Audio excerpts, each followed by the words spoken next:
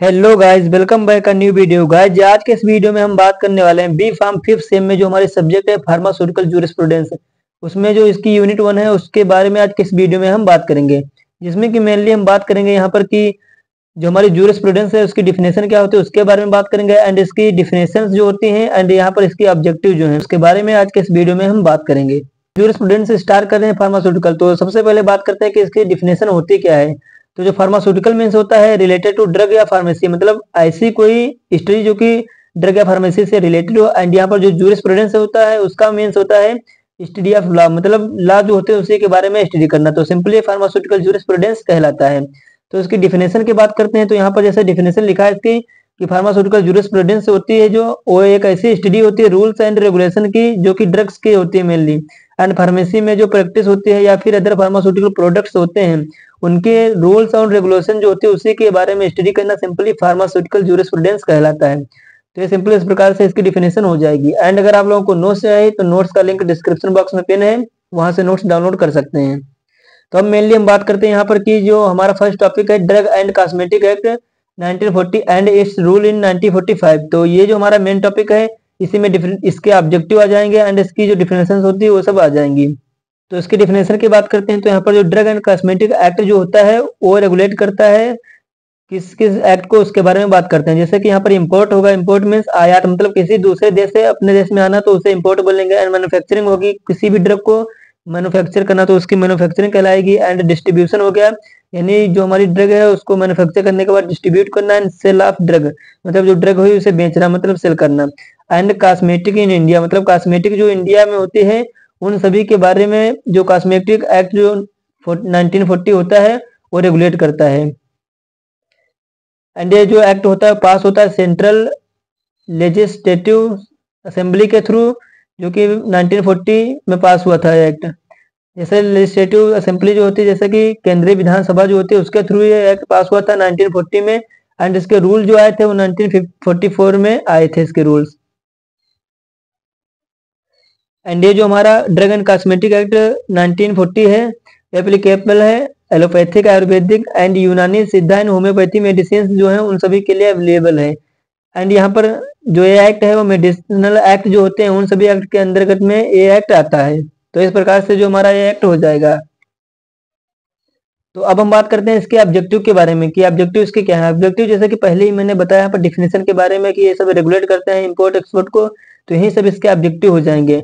And आप लोगों को यहाँ पर समझ समझ के चीजें एग्जाम में लिखनी है, ज्यादा टेंशन लेने की कोई भी बात नहीं है, क्योंकि जो ये सब्जेक्ट है काफी हार्ड लग रहा है लेकिन ऐसा कुछ है नहीं इसमें। तो यहाँ पर इसके ऑब्जेक्टिव जैसे कि it regulate import manufacturing distribution of sale of drug and cosmetic in country, मतलब ये जो हमारा एक्ट है ड्रग एंड कॉस्मेटिक 1940 ये रेगुलेट करता है import manufacturing distribution and sale of drug को रेगुलेट करता है एक्ट।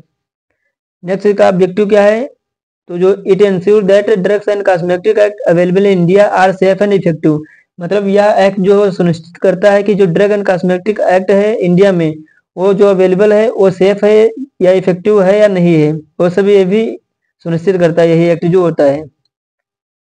एंड ए एक्ट जो है इंपोर्ट को भी रेगुलेट करता है एंड मैन्युफैक्चरिंग ऑफ ड्रग्स की होती है उसको भी रेगुलेट करता है, लेकिन जो स्पूरियस ड्रग्स होती हैं वो मैन्युफैक्चर्ड नहीं की जा सकती, ये भी ये एक्ट जो है रेगुलेट करता है।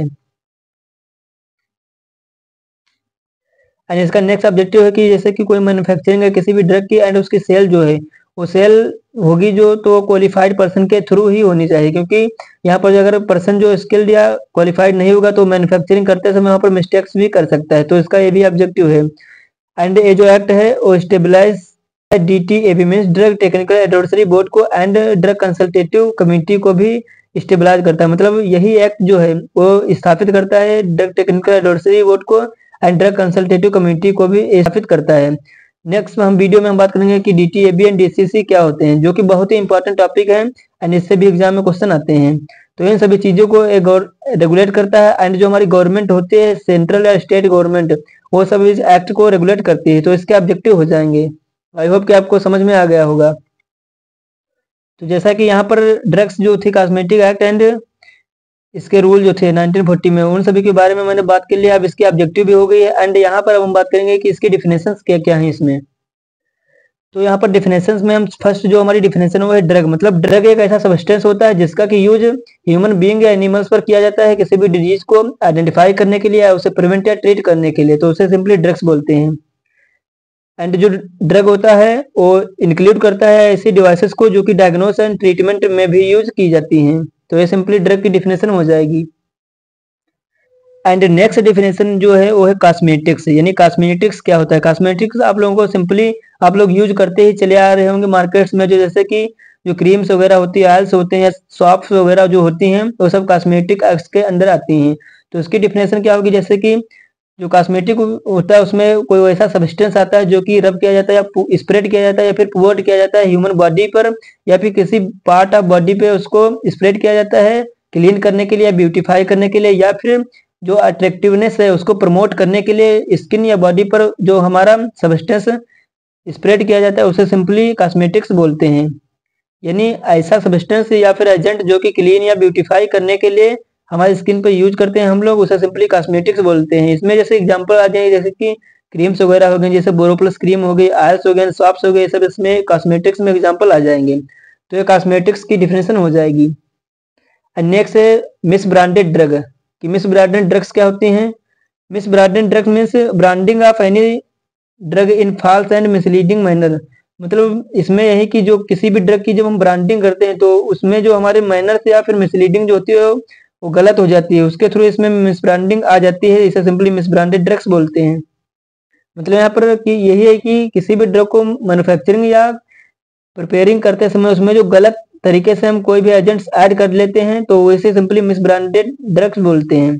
इसमें डिफिनेशन है जैसे कि डिफिनेशन यही है कि ए ड्रग में भी मिस ब्रांडेड, मतलब एक ड्रग मिस ब्रांडेड हो सकती है अगर उसमें कि कोई कलर ऐड हो ज्यादातर, या फिर कोटेड हो, या फिर पॉलिश्ड हो, या फिर उसे कवर किया गया हो जो कि उसे डैमेज करे एंड उसके मार्क्स जो है एंड अपीयरेंस जो है उसका उसे बेटर बनाए, लेकिन उसके थेराप्यूटिक जो वैल्यू है उसे डाउन करे। मतलब ऐसा इसमें एजेंट्स यूज किया गया होगा जो कि coloured and coated and polished किया गया हो, लेकिन ये जो उसके अपीयरेंस जो है उसको बढ़ाए एंड उसकी थेराप्यूटिक वैल्यू जो है उसको डिक्रीज करे, उसे मिस ब्रांडेड ड्रग्स बोले हैं। जैसे कि अगर इसमें लेबल्ड वगैरह जो है प्रेस्क्राइब्ड मैनर में नहीं लिखे या फिर इसमें कोई इन्फॉर्मेशन लिखी है पैकेजिंग ऑफ ड्रग के बारे में वो एक मैनर में नहीं लिखी है तो मिस ब्रांडेड ड्रग कहलाएंगी। या फिर अगर इसमें कोई लेबल लगी हो जो कि कंटेनर्स पे कंटेंट हो कि इसमें कोई ऐसा एजेंट है जो कि क्लेम करे कि हम इस डिजीज को ट्रीट करेंगे लेकिन उसे ट्रीट नहीं कर पाए तो उसे मिस ब्रांडेड ये सब हो जाएंगी। तो ये इस प्रकार से मिस ब्रांडेड ड्रग्स होती हैं। नेक्स्ट हमारी डिफिनेशन जो है वो है अडल्ट्रेटेड ड्रग। अडल्ट्रेटेड मीन्स ऐसी ड्रग जिसमें कोई मिलावट की गई हो। तो यहाँ पर सिंपली अडल्ट्रेशन का मतलब क्या होता है? अडल्ट्रेशन मतलब कोई ऐसा सब्सटेंस या फिर केमिकल कंपाउंड जिसमें कि उसी का सिमिलर कंपाउंड्स मिलाया गया हो लेकिन उसका जो थेराप्यूटिक इफेक्ट हो वो कुछ भी ना हो, मतलब एक्सिपिएंट ऐसा हम बोल सकते हैं। तो यहाँ पर decreasing the quality of any drug, मतलब किसी भी ड्रग की क्वालिटी को जो डिक्रीज करे लेकिन उसके बल्क को इंक्रीज करे ताकि वहां पर क्वांटिटी भी बढ़ जाए एंड उससे मनी जो है ज्यादा अर्न हो, तो वह सिंपली अडल्ट्रेशन कहलाता है। जैसे कि इसकी डिफिनेशन कुछ इस प्रकार से लिखी है कि एक ड्रग जिसे हम अडल्ट्रेटेड कह सकते हैं उसमें क्या क्या हो, जैसे कि इट कंटेन डिकम्पोज और इम्प्योर सब्सटेंस। इसमें अगर डिकम्पोज या इम्प्योर सब्सटेंस होंगे तो उसे हम अडल्ट्रेटेड ड्रग बोलेंगे। या फिर इसे प्रिपेयर किया गया हो, पैकेज किया गया हो या फिर स्टोर किया गया हो ऐसे इन्वायरमेंट में या फिर स्टोरेज में जो कि कंटामिनेटेड कंडीशंस के अंतर्गत आते हैं। इसका जो कंटेनर है वो फिर वो मेड किया गया हो ऐसे पॉइजनस सब्सटेंस या डेंजरस सब्सटेंस से जो कि हार्मफुल इफेक्ट प्रोवाइड करे, या फिर कि इसमें ऐसे हार्मफुल या टॉक्सिक सब्सटेंस जो हो वो ऐड हो जो कि हेल्थ इशू पर काफी इफेक्ट पहुंचाए, तो ये सब एडल्ट्रेटेड ड्रग में आ जाएंगे। मतलब मैंने बताया कि यहाँ पर इसकी जो इफिकेसी या थेराप्यूटिक इफेक्ट है उसको डिक्रीज करेंगे एंड क्वालिटी जो ड्रग की होगी वो भी डिक्रीज करेंगे, इसकी क्वांटिटी जो होगी उसको इंप्रूव करेंगे, तो ये सब एडल्ट्रेटेड ड्रग्स में आ जाए होंगी। एंड नेक्स्ट है यहाँ पर टॉपिक जो है वो है स्पूरियस ड्रग। स्पूरियस मतलब स्पूरियस जैसे नाम से ही पता चल रहा हो कि स्पूरियस मतलब होता है कि यहाँ पर जैसे नकली जो दवाएं आती हैं, मतलब वो होती हैं सिमिलर ओरिजिनल की तरह लेकिन वो नकली होती हैं। जैसे कि यहाँ पर डिफिनेशन में लिखा है Fani but looks like original, मतलब नकली होती हैं लेकिन जो हमारी ओरिजिनल होती है उसी की तरह दिखती है। जैसे कि एग्जाम्पल में है एडिडास एंड एबीबास, मतलब ये सेम ही वर्ड बोलने में आ रहे हैं लेकिन ये एडिडास जो है ओरिजिनल कंपनी है, एबीबास जो है लोकल कंपनी नकली है। तो इस प्रकार से स्पूरियस ड्रग्स भी होते हैं जिसका कि नेम सेम ओरिजिनल की तरह होगा, लेकिन उसका वो मतलब होगी नकली दवाएं। इसकी डिफिनेशन में भी बताया गया है कि a drug called spurious if it is manufactured under a more which belongs to another drug. मतलब कि इसमें यही है कि कोई ड्रग है जो कि मैन्युफैक्चर की गई हो ओरिजिनल की तरह, मतलब लेकिन वो उसका जो नेम हो ओरिजिनल की तरह बिलोंग करता है, लेकिन वो ओरिजिनल होगी नहीं, मतलब नकली होगी, तो इस प्रकार से स्पूरियस हो जाएंगी। तो आई होप कि आपको इसके डिफिनेशन, ऑब्जेक्टिव एंड जो रूल्स हो समझ में आए होंगे। अगर वीडियो अच्छा लगा तो वीडियो को लाइक कीजिए एंड इसी तरह वीडियो देखने के लिए हमारे चैनल को सब्सक्राइब कीजिए।